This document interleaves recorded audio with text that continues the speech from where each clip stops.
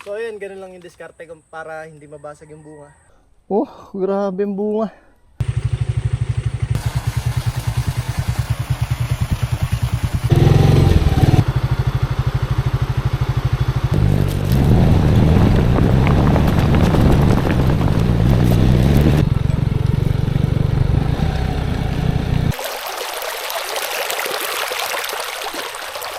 Sup? So ayan, isang magandang araw po sa ating lahat.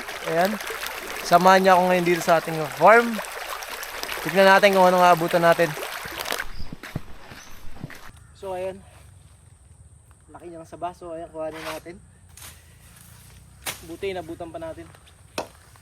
So ito yung diskarte namin kung paano kumuha ng saba para hindi masira yung bunga. So, tulisan mo lang.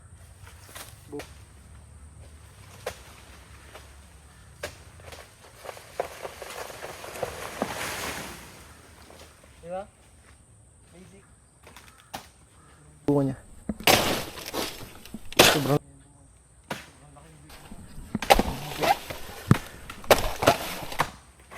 grabing bunga to.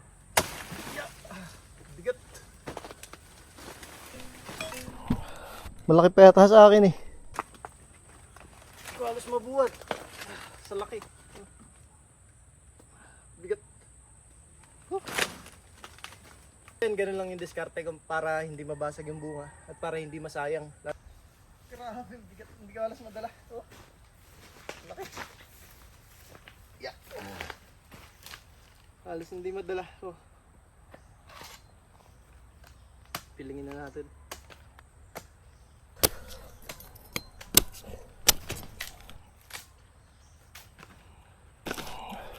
Oh, grabe. Oh, grabe yung bunga. Ang bigat dalhin nito.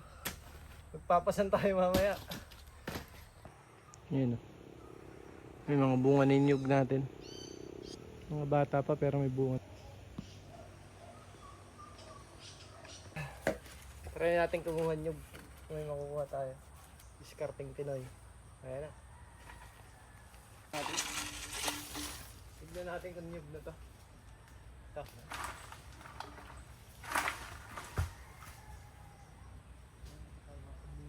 Tayo nakapaglinis dito sa taniman.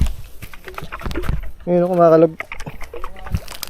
Kumakalog positive. Panggata. May panggata na. Let's go. Ayan, ito nakakuha tayo ng 5. Yay! Panggata. Yan. So ayan. Kuhanin na natin to, nainog na. Kinain na ng mga ipon. Yun lang. Taba. Ganda. Bumitak nga yung iba. Bumitakan na. Ito pa yung isa, may saging na bakla. Inalsa. So ayan, kung tawagin dito sa amin ay inalsa. Yan.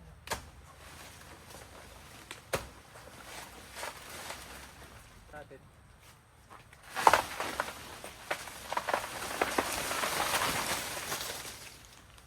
Pahinugin. Masarap ang hinog nito. Kung ganitong klaseng saging. Puso pa oh. Ayan oh. Pwede na, mahihinog na to. Grabe naman ang lalaki ng... Grabe, mapupuno na tong sako natin. Ang daming laman. So, ginaganto ko, binibitak ko. Para kumasya. Para sinsin ang laman. No? Isang punong sako. Nabuhat kaya natin to. Testing. Let's go! So ayan, nadala pa rin natin. Kahit punong-puno yung sako. Ngayon na lang ulit tayo nakapagbuhat. So ayan. Let's go na. Ayos din ang timbang. Nakakapagbuhat pa rin tayo. Kung may natutunan ka sa ating tutorial kung paano ang tamang pag-ani ng saba, hiningal ako. Don't forget to subscribe to my channel and click the notification bell para laging updated sa ating mga video. So yan, maraming salamat po. Hanggang sa muli, purong Pinoy. Ayan, ang ilog na. Tingin mo dito, ilog na. Ganda, di ba?